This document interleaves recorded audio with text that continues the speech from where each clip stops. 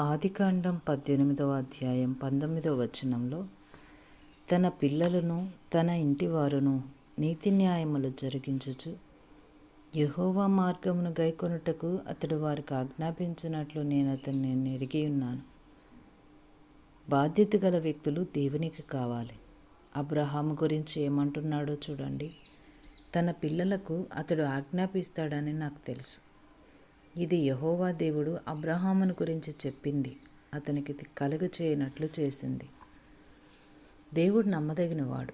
మనం కూడా అంత నమ్మకస్తులుగా స్థిరులుగా కావాలని కోరుతున్నాడు. విశ్వాసం అంటే సరిగ్గా ఇదే. తన ప్రేమ భారం, తన శక్తి, తన నమ్మదగిన వాగ్దానాల భారం ఉంచడం కోసం తగిన మనుషుల కోసం దేవుడు వెతుకుతున్నాడు. మనం తగిలించే ఎంత బరువునైనా తన వైపుకు ఆకర్షించుకోగలిగే యంత్రాలు ఆయన వద్ద ఉన్నాయి.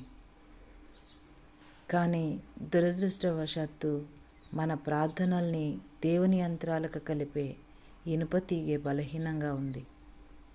అందుకే దేవుడు మనకు స్థిరత్వాన్ని, తారుఢ్యాన్ని చేకూర్చడానికి విశ్వాస జీవితంలో శిక్షణిస్తున్నాడు. మన పాఠాల్ని సరిగా నేర్చుకుని స్థిరులై ఉందాం. శ్రమను తట్టుకోగలవని దేవునికి తెలుసు. అలా కాదనుకుంటే ఆయన ఆ శ్రమని నీ మీదకి పంపించేవాడు కాదు. శ్రమలు ఎంత తీవ్రమైనవైనా ఆయన మీద నీకున్న నిరీక్షణే వాటికి జవాబు.